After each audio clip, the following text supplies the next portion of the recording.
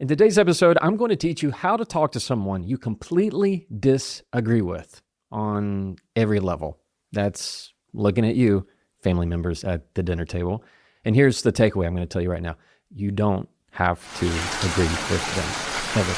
All that and more, coming up. Let's go. Welcome to the Jefferson Fisher Podcast, where I'm on a mission to make your next conversation the one that changes everything. If you're listening to this podcast, my guess is it's because you want to be a better communicator and in turn improve your life. So that's exactly what my promise is to you. In exchange, what I'm going to ask for is that anywhere you're listening, would you please press the button subscribe? It's a very low lift. It'll take 1 second, but it really makes a difference to me and my family and the mission that I am continuing to serve with passion. This episode is brought to you by Cozy Earth. I love Cozy Earth. They've been a sponsor of this podcast for a long time now. Why? Because they put out really good stuff when it comes to anything that is cozy, is the best way to put it. And the name is right on the nose. When I wear their sweaters, their hoodies, the sweatpants, even just the regular dress pants, they look like dress pants, but they're not. Their towels, their bed sheets, all their products are premium. You will not regret it. If you are somebody that is at the age where you value a good set of towels, you need to go to Cozy Earth. Listen to me. Go to cozyearth.com/Jefferson, use the code Jefferson, and get 40% off. And now, back to the episode. If you want to talk to someone you completely disagree with, here's what I want you to do. We're going to get right to it. Number one, don't argue the opinion. Identify the need. Identify the need. Number two, shift from proving to understanding. And number three, water your own garden. Don't waste your water trying to water their bad seeds. All right? Water yours, and they'll get curious why yours is doing so well. Water your own garden. We're going to go into depth on those. Number one, don't argue the opinion. Identify the need. Let's go deeper on that. What does that mean? So many times in conversation, let's say you're at the dinner table and you have family members, in-laws, whatever it is, and somebody brings something up and there's all of a sudden that tension in the room. They go, oh God, oh my gosh, they went there. They talked about it. They talked about that candidate. They talked about that platform, that opinion, that whatever it is. Maybe you think it's an old mindset. It's an out of date mindset. It's not a nice, it's not good to bring up. It's not couth. Whatever it is, it's going to bring you tension, right? And what you want to do is start arguing the opinion. You're arguing the very top, the tip of the iceberg. We get caught in trying to argue somebody's opinion. If they were to say, well, I believe that so-and-so is the best for this, or this issue in our country is the worst it's ever been, and you want to argue, no, it's not. Actually, we need this, and you have this different opinion. You're just talking about the tip of the iceberg. But what breaks that down is that you're never going to get them to come your way, and you're never going to get to theirs. You don't have to share their opinion to have a valuable conversation. What you have to do first is identify the need. The tip of the iceberg, what's the bottom of it, is the need. And it usually has to do with safety or control or fear, typically fear of change. And if you choose not to hear their words as, I cannot believe they want to vote for that person. Instead, you hear it as they're afraid of change. They have a fear of this. They have a fear of that. It was told to me once that nobody says anything for the purpose of being wrong. Nobody has an opinion, gives an opinion for the purpose of being wrong. Even the people who begin with, I could be wrong about this, they never think they're wrong about it, do they? No, they always think that they're right. And if you go from that mindset, instead of looking at the tip of the iceberg, instead of the tops of the trees, you're looking at the roots of what is the need. It's their need for safety, for people around them, for their own safety. Usually it is all based in fear and that, or what their value is and how for kids or for their life or how people should do and live and things that really should have no effect on them whatsoever, but yet they've decided they're going to have a big opinion on it right now. What you're hearing is fear of change. Things should be better. They were always better back in the day. If it was just how it was back when I was a kid, It's always the fear of change. This is never a topic that's going to expire. So how do you talk to somebody you're never going to agree with at any level? Don't argue the opinion. That's going to go nowhere. Instead, identify the need. What does that sound like, Jefferson? What does that sound like? It sounds like you saying, hey, I agree this is worth talking about. You know what? I can hear that you really care about the safety of this. I can hear you don't want things to change. Or maybe it's as simple as, I hear that safety is a big thing for you. I hear that this political ideal is important to you. I hear how the future of this country is important to you. How you begin to simply acknowledge the need rather than arguing the opinion. Another one, it sounds like you really care about this. It sounds like you really care about this. And you know what they're going to say? Yeah, I really do. And all of a sudden you're going to start to break down that it's a deeply rooted need that they have, typically for control. That's what you're hearing. Don't argue the opinion. Don't even address that. Instead, identify the need. Ways that I even like to explain that is I might say, I agree, but I go macro, not micro. So I might say, I agree this is worth talking about. I agree that's one way to look at it. I agree that's an opinion. Or I might say that's hopeful to know.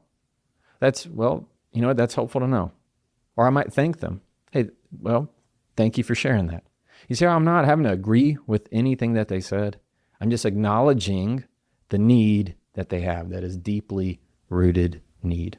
If you only respond to the opinion, they will argue you forever. If you only disagree or argue the opinion, they will push it forever. I can promise you that is a conversation at the dinner table that will last months, if not years, if you continue to push on that. But if you identify and discuss and talk about the need, the issue underneath, you can actually make progress.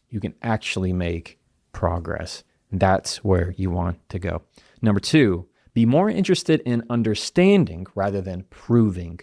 Proving is this mindset of, no, you have to agree with me. No, I have to make you understand my way. You know what? I can't even wrap my mind around how you could possibly think this. Are you kidding me? You actually think, is that ever going to make anybody agree with you? Whenever you come on the offensive to prove something, where you go, are you kidding me? Do you really believe this? The more you tell somebody they're wrong, the more convinced they are that they're right.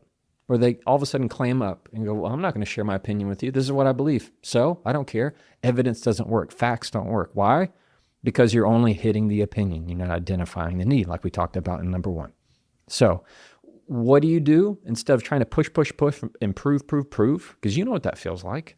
What does that do? That makes you harden even more. Instead, ask questions that help open up understanding. These are not questions that begin with why. That will kill it instantly. Well, why do you think that? Why do you believe that?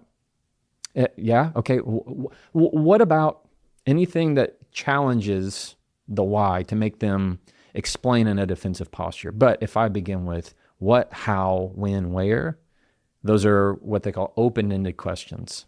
Open-ended questions. So if I were to say, how long have you felt this way? Oh, well, you know what? I felt this the first time in, oh, what happened there? Where did you hear this? You hear how I'm not going, yeah, right. Well, okay, you explain to me how X, Y, and Z, that's going to clam up, right? But if I were to say, where'd you learn this? How long have you felt that way?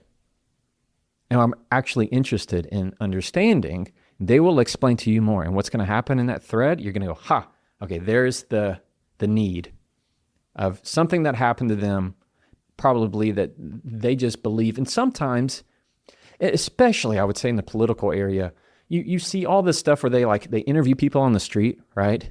And they try and catch them on something, and they might mention something of a different political candidate.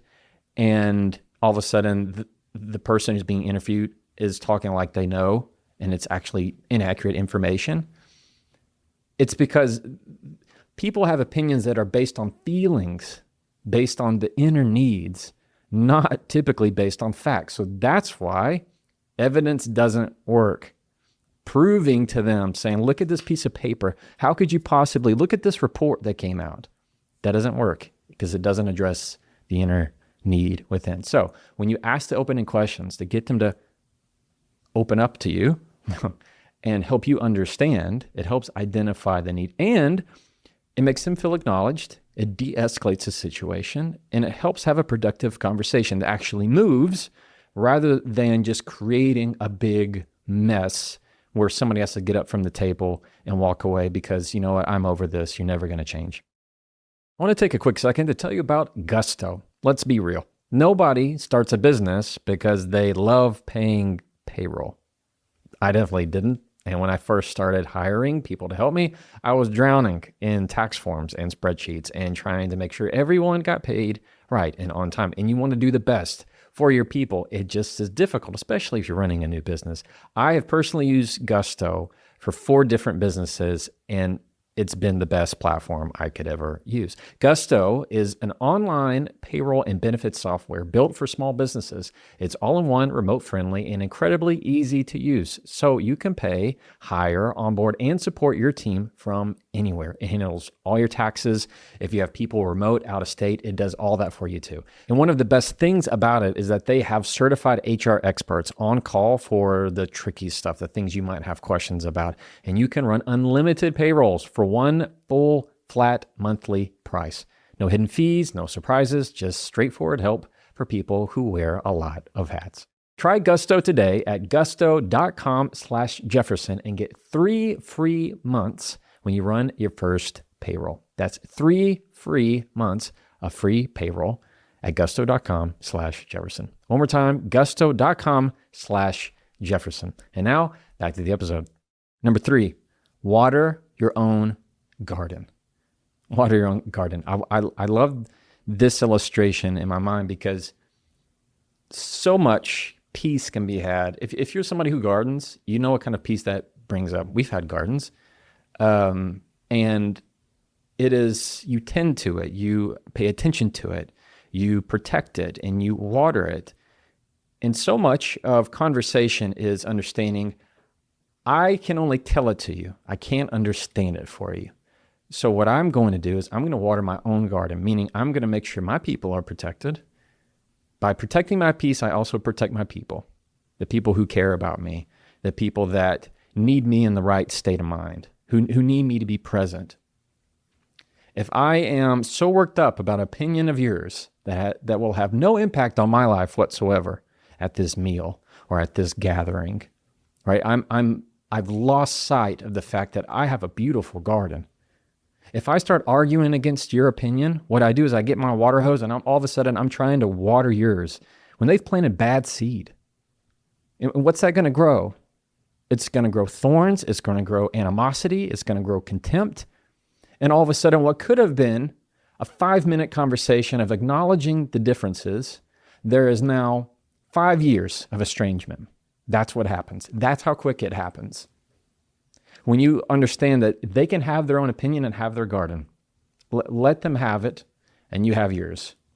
So you can hear conversations from them and say, you know what? I'm not trying to change your mind. Or, you know what? I know I'm not going to change your mind.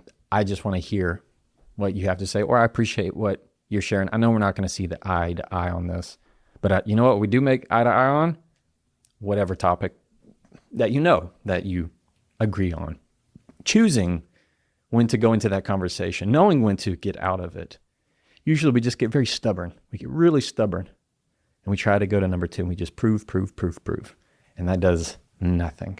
So remember, when it comes to watering your own garden, that there will be an end to the conversation.